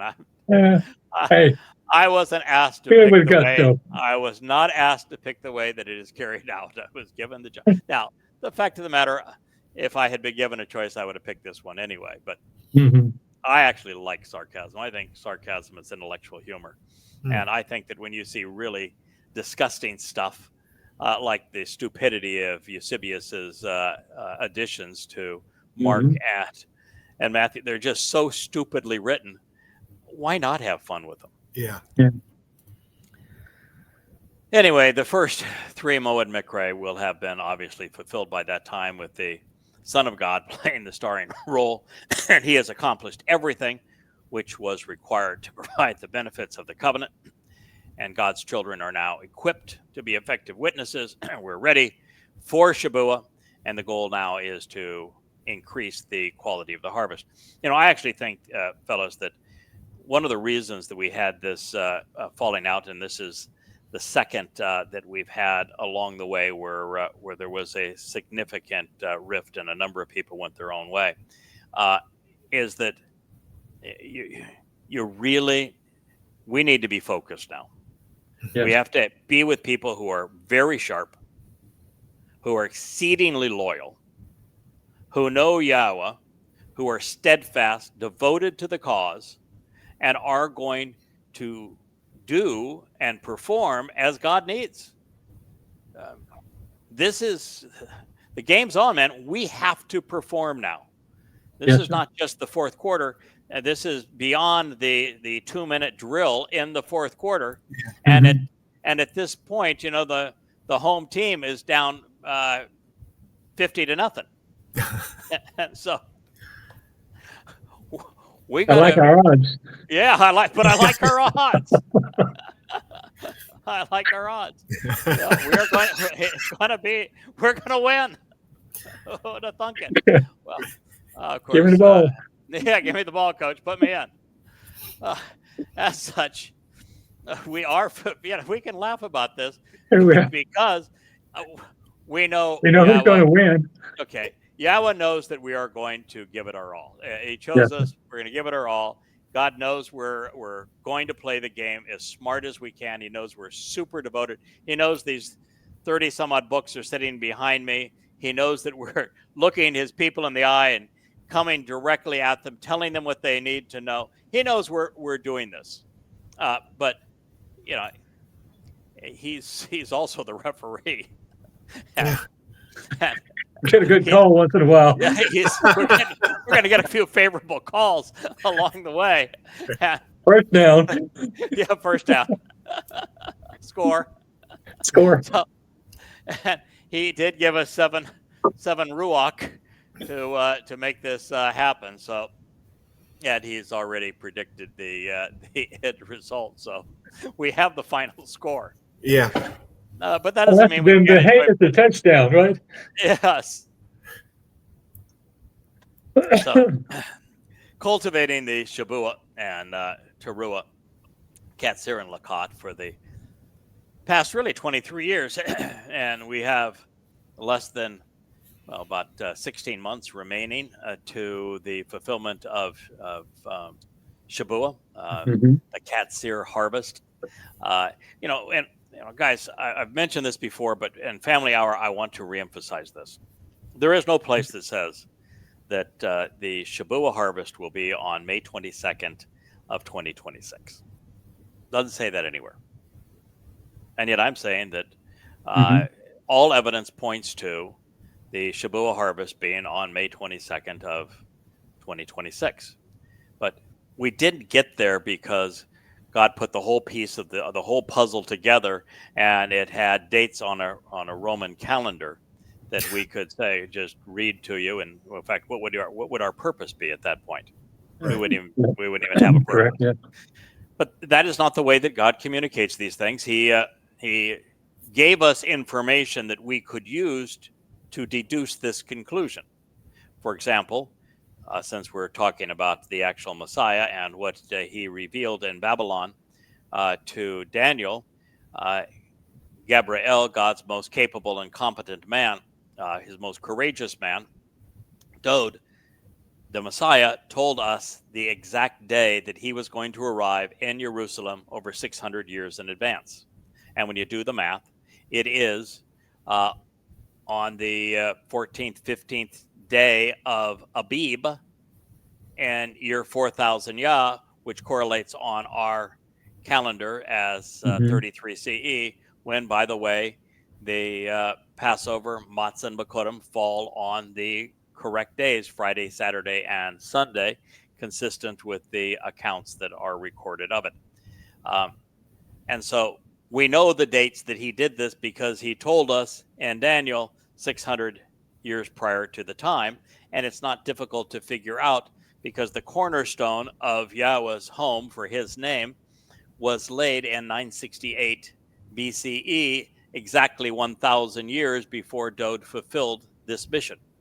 And that's not a difficult thing to figure out because we can use the genealogies that are presented in the Torah to know that Abraham and Yishak went to Mount Moriah as the dress rehearsal for the fulfillment of Pesach, where God said, I'm going to provide the lamb in 1968 BCE, which is exactly 40 Yobel to 33 CE. And we know we can go back using the genealogies to 3968 BCE when Adam and Chawah were escorted out of the garden. And then all we have to do is add 40 Yobel to 33 CE, and we end up at 2033 CE. So it's not difficult to figure out, but it must be somewhat complex since Nobody had. the whole map was laid out for us, open for everyone to read, and it's been there for 3,400 years, and no one else figured it out. Who wanted to? Apparently, nobody wanted to. I guess not. You know, why is it that I'm the one guy that figured it out, but it's not just that, but also figured out that it was Dode who fulfilled Pesach, Matzah, and Bakodim, that Dode is the Messiah and the Son of God. Yes. Well, and the reason, of course, is because the prophet said, I'm supposed to. The prophets foretold that I would do this. And then Yahweh gave me the 7 spirits so that I could look at the same text that everybody missed and figure it out. Yeah. So if you go there and you now know these dates, and then you look at God's plan unfurls based upon the Moed Mikre. We're either doing a dress rehearsal for the Moed Mikre, like the Exodus is a dress rehearsal for the Moed Mikre. Abraham's and Yishak's visit to Mount Moriah, dress rehearsal for the Moed Mikre.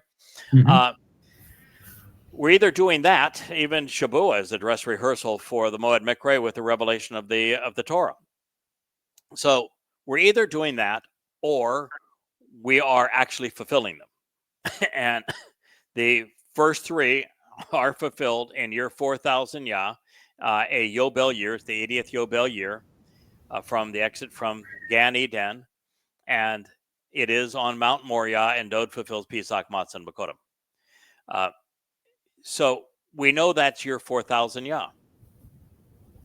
And we know that the interval between all of these continues to be 40 Yobel. Yobel is the time of being freed from debts, and that's the purpose, by the way, of matzah, being liberated so that you're no more slaves anymore. That is the purpose, by the way, of Shabuah, if you will, and of returning to the land, which would be the purpose of Kippurim and Sukkah. So we understand that the Yobel describes the nature of what is being done here, and we know that the Mikra themselves are invitations to be called out and to meet with God. Now, recognizing then that the next Moed Mikre to be fulfilled is Shabuah, and it's a wheat harvest of mature standing grain, and it's described as both Yehudim and Yisraelites and some Goyim. We have to backtrack from the end date to get to that date. And we don't have to be super smart because Shabuah means 7. So there's a clue there, Sherlock. Recognizing the last 3 would be Towrah, Kippurim, and Sukkah. They have to be fulfilled in year 6000 Yah, 2033. And so it's very easy to establish those dates. So the Lakat of Towrah would be September 23rd of 2033, and the Shabbat of Towrah, then as the sun rises the next morning, as we're told, is going to be the sacrifice of the Adam Parah. It's even going to take place before a full solar eclipse, and then 10 days later, it's going to be Yom Kippurim, where Dod and Yahowah return. It's on October 2nd. 5 days thereafter, we begin the camping out with God in Earth return to Eden on Sukkah. That even begins with a full lunar eclipse. So very easy to establish those dates. So if you were to say, oh, when is Shabuah, and it's 7, and you go back to what Dod said about there's a 7-year period before all of the end, and you hear all of that Yahowah says about the time of Yaakov's troubles, pretty obvious. The time of Yaakov's troubles is 7 years. The 2 witnesses appear in the second half of that, consistent with Dod's prophecies. And if you subtract 7 years from 2033, and then you identify Shabuah on that date, it is the Shabbat of May 22nd, 2026.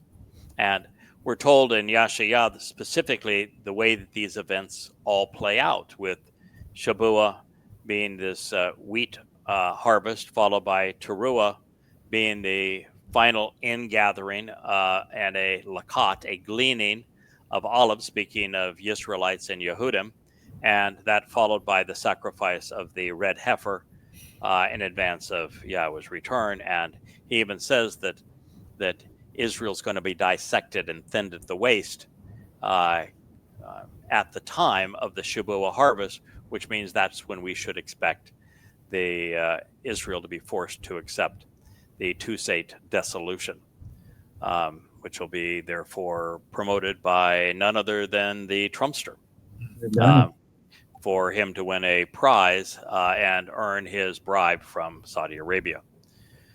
So this is what we're facing. This is what Yisrael is facing, and this is how we go about determining the timing. The likelihood of being wrong, I think, is exceedingly small, particularly since Dod did such a marvelous job of telling us when he would arrive in 33 CE. So with that confirmation, and then telling us all of the events and the timing thereafter, it's we're on pretty solid ground on the math here. Yeah.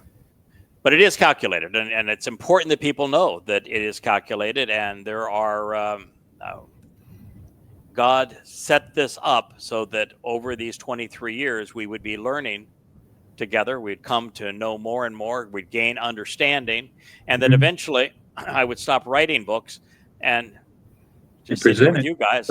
Look the camera in the eye, ask to be invited into the home of God's people, and invite you into my home and speak directly to you, tell you what God wants you to know, what you need to know, because we want you to be with us. God wants you to be with us. This is the greatest gift in the history of the universe. He wants to adopt you. He wants to make you immortal. He wants to perfect you. He wants you to inherit the universe. He wants to turn you from a physical being into energy and light so that you can travel across the universe, explore new planets. Or you could grab a cross and follow him. torture yourself. Well, let's see. Which one? Which one? Let's see. Which one? Which one do I want? I think I'll take Yahowah's. Yeah. Fellas, it's just amazing that God could offer us this much, be this detailed about it, delineate exactly what he's offering and expects in return. It's only 1 in a million that takes advantage of it. That is the tragedy. Well, I tell you what, there'll be a lot of strolling room there in heaven if we do have a hook or a duck hook or a banana slice. Kirk, we're not likely to hurt anybody. Yeah. A lot of wide open spaces. And you would think that once you're part of the covenant, that you just for some people might think, well, you can just abandon ship and start working and I don't know, go off work or worship a spiritual mom. But that's not the gig here. God does not want anybody to spend an eternity with him that isn't loyal, that's not going to stay the course. So I agree with that. Yeah. You got to stay the course. And the second is that if you're really part of his family, you're going to do what he wants you to do. Sure. What he wants us to do is to awaken his people, to reintroduce Yisrael and Yehudim to his name. He is not saying what I want you to do is capitalize on the Shabbat harvest. Yeah. What he says is, I want you to reintroduce my name correctly to my people and reintroduce them to the realization that David is the Messiah and the Son of God who fulfilled Pesach, Matzah, and Bakurim, and tell them about these dates so that they're ready, so that they're prepared. That's what he wants us to do. And if you are part of his family, guess what? You love your father. Yes. We love our father, and our goal is to serve our father by accomplishing what he wants to accomplish, which is the reconciliation of his relationship with his people. And that's why we're here. We're not here for any other reason. And we know that our experience in Shamayim, inheriting the universe and being part of God's family, is going to be richer when everyone that can contribute and is like-minded is there. Yes. Yeah, this is not a game where you say, well, I've got Dad left us $100, and if there's only one of us that gets the inheritance, I get the whole $100. If there's 100 of us, I only get $1. I only want myself to be part of the game. We're talking about the universe. Infinity. There are a couple of trillion galaxies out there with a few 100 billion stars in each of them. And when you get bored with that, we're going to start over with a new one. So yeah, and that's the small one. The bigger thing is Shamayim in the seventh dimension. It's infinitely bigger than this universe that appears to be infinitely big. Right. Yeah, and then we got to create a new one just for fun. So listen, there's enough that if everyone who is listening, everyone who could listen, if everyone decides, I really want to accept Yahowah, I want to accept those terms and conditions of the covenant, I want to attend the Moed Mikre, knowing who fulfilled them and how to capitalize upon them. And I want to build God's family. I want to please my Father. If there were millions of you, it would just make the experience better. Yeah. And everybody thinking the same way, knowing the Torah, being a part of and understanding Yah's thinking and his plan, Yeah. I mean, that's the important part, thinking like he thinks, You've got to making be decisions the way he would make decisions, Right. You've got to be on the straight and narrow to do this. Mm-hmm. I mean, there is a straight and narrow path. God has one name. He told us how to pronounce his name. He has one beloved son. He told us who he is. He told us what he achieved with him, that what he is going to achieve going forward. We need to be on the same page. With Yahowah. And Yahowah likes workers. And so he enjoys those people who are willing to devote themselves to this cause. And it's the coolest job in the world. I mean, you fellas have had other jobs. I've had other jobs. Nothing compares to this job. That's true. This is a job that the time you invest in it is repaid infinitely times infinity times infinity times infinity. That's a pretty good deal.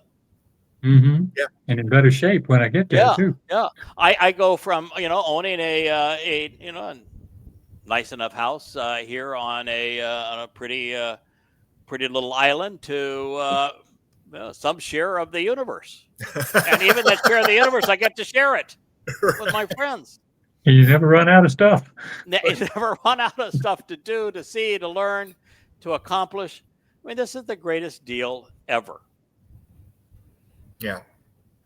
So here we are, as inadequate as we may perceive ourselves, as was the case with Moshe 3,470 some odd years ago. The Israelites in Yehudim, who are restored to fellowship with Yahweh on Yom Kippurim, the day of reconciliation, will be there in large part because of our willingness to accurately and enthusiastically share all of this with you. That's why we're here. And having capitalized upon Pesach, Matzah, and Bakodim, we are devoted to a prosperous, a plentiful, a fruitful Shabbat. And once we've done this, we're now prepared to focus on Towrah. And, who would have thought that Towrah was going to be so daggone interesting? I mean, I had no idea until we were translating Yeshayah this last time. And Yeshayah lays it all out. And this river of light that goes from earth to Shamayim, this wonderful gleaning. And then how the rocky crag is protecting those who were left behind, knowing that they are mortal and still vulnerable. And the next morning, to a solar eclipse, he summons the corporeal manifestation of Satan, lets down his guard and say, okay, you've wanted a piece of me for a long time. In fact, you even bragged that you were going to eat my flesh and drink my blood. Here's your chance, big guy. All the Malach are standing aside. The seven spirits are now standing over there. We're standing on top of the Temple Mount overlooking the city of Dod. This is your last shot. Take it. And he does. And then what God does with it, with the flames, the water, the Elia as the orator, I mean, it's going to be the greatest show on earth. Right. Yeah. Whoever thought that Towrah was going to be that spectacular? No. And you're going to prepare this mortal remnant of Yisrael and cleanse them as the adulterous woman so that Dod can come back and betroth them? Pretty darn exciting. And you're going to be there with all of those who were previously harvested on Shabuah and who were harvested on Towrah. And you're there with Dod himself, our king. Yeah. And good seats, good company. Oh, great seats, great company, great wine, fireworks. Oh, yeah. Right. God, whoop, whoop. It is just going to be the greatest thing ever. Yeah. And we want you to be there. Join us. It's called 7 Shabbats, which was the first clue that it would be 7 years away from the other one of them. It's why there's one candle in the middle and 3 on each side. One side. Then on the other side, there's the menorah right up there. On the other side, you've got Towrah, Kippurim, and Sukkah. One in the middle is, and it's even called 7, because there are 7 candles all total. It's even called 7, and it is Shabuah. Mm-hmm. Join us. It's going to be fun. So we'll read this, gentlemen, and then we will have probably worn out our audience by this time. We're having a good time, so what the heck? So long as we're having fun, we're going to assume that some of our listeners enjoying this too. I think probably people are in the Covenant family are happy that we're actually now doing a show just on the fun stuff. Yeah, just the fun stuff. But even when we did the stuff on ousting the troublemakers, it so much learning in that. Yeah, it's a teaching event.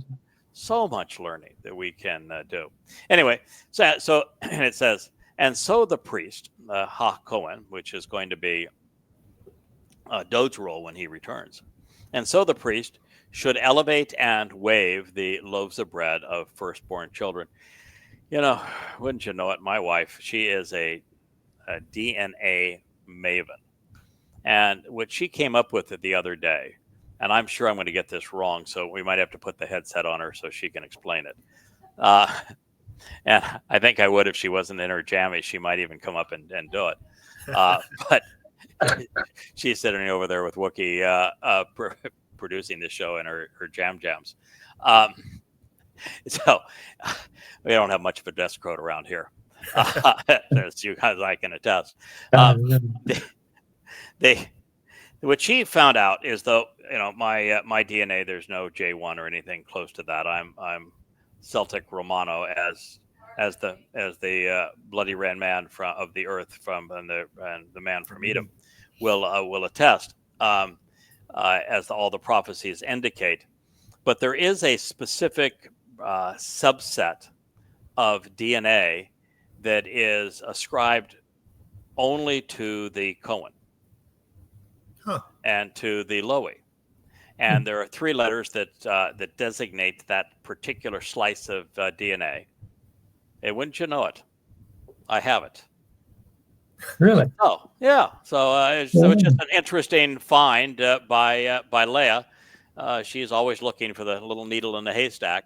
Right. But nonetheless, that is the scoop here. So anyway, the Cohen should elevate and wave the loaves of bread of the firstborn children along with them as an uplifting wave offering before the presence of Yahweh. By the way, the other thing she found is that when Dode brought the Ark of the Covenant back into Jerusalem, and he dressed up in the priestly garb to do so, and was dancing, and people gave him a hard time. Why are you doing this? He said, I'm not dancing for you. I'm dancing for Yahweh.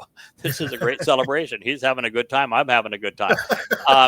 But the people that he had oversee the Ark of the Covenant and make sure everything was done correctly, I think they were from Edom. Isn't that correct, Leah? Yeah. Obed Edom, which means a servant of Edom. Okay. So the having Obed Edom, and it's the DNA strand is called R1A. It's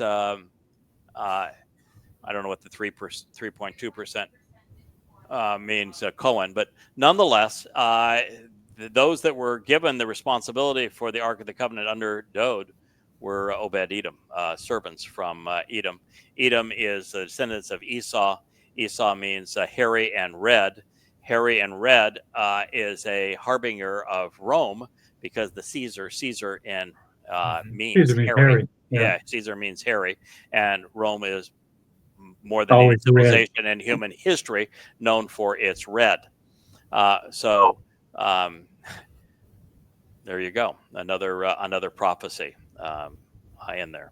So the priest should elevate and wave the loaves of bread. There's 2 loaves of bread of firstborn children of Bikurim. This is reinforcing something I've said for a long time. Yes. Dode essentially fulfilled Shabbat. Without Dodes fulfilling Pesach, Matzah, and Bikurim, there are no firstborn children. Mm-hmm. Right. The beneficiaries of Shabbat are Bikurim. Mm-hmm.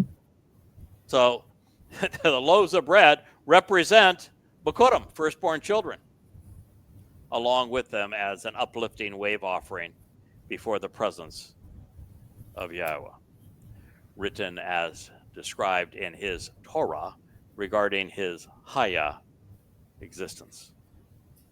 Along with the 2 lambs, they will be set apart and purified to approach Yahweh in conjunction with the priest. Now, the priest at the end is going to be Dode, the one serving as the priest, elevating this offering at this time is Yada. And the lamb who makes the purifying possible so that we can approach Yahweh is Dode. And the one whose presence we are coming into is Yahowah. And this is from Kara, called out, Leviticus 23:20. So, what we see here is that Shabuah is being defined as the process of lifting up the Bikurim, firstborn children. And that means that I've been right all along when I said that Dode is responsible for fulfilling Shabuah. Great case. Yeah. It is a harvest of firstborn children. We aren't fulfilling it. We're just serving to cultivate his seeds such that the harvest is as fruitful as possible. Mhm. But Dode is the one who made it possible. Yeah, the work's already been done. We're just pointing it out. Say, hey, look here, see what it's here. You know, Help it grow. Yes, that's the songs have all been written. You know, we're tour guides. Yeah. Mhm. We've got the hoe to take out the weeds. There was a lot of weeds, boy. So yeah, I'm not going to say there wasn't some work, because there was a lot of weeds out there. A lot of Islamic weeds, a lot of Judaism weeds, a lot of progressive weeds, certainly a lot of Christian weeds. So we've been active in the old removing of the weed. Otherwise, the crop would never have had nutrients, sunlight. Been choked. It had died out. In fact, it had died out. So we're bringing that crop back. But so we're out there with a hoe, and we're out there as tour guides with flashlights and pointing people home. Well, gentlemen, we have been yabbering together about this thing that we love so much now for 2 hours. I think we've had a good time. This has been a fun program. Always enjoy it. Yep, and we're going to be on Shabuah. My calculation was, at the rate that I'm moving through the material, we're going to have 50 programs on Shabuah, and another 50 on Towrah. But you said 8 pages a day, so I was like, hey, what the heck? Yeah, but this is the most important declaration of our time. Yeah, it's all about our time. This is our job. This is our time. We'll have more time for Towrah, but we don't have a lot more time for Shabuah. Yeah. So we've got to get this done, and we really have to prepare Israel to have an appreciation of what's going to happen in Shabuah, Towrah, and Kippurim. And Israel has to be forewarned that there is a positive end to the time of Jacob's troubles. Mm-hmm. They need to know when it's going to start, how it's going to start. There's so much God's people need to know. And so we're going to turn on the lights, turn on the mics. Remember to wear the headsets on Friday evening. Look the camera in the eye. And we're going to get this job done. Okay. Thank you, gentlemen. Have a wonderful Yes, Shabbat. sir. You too. Yah bless Thank you, you, Kevin. one and all. Thanks, Shabbat Kevin. shalom. Yep. Good night, Kevin. Good night, y'all. Shabbat shalom.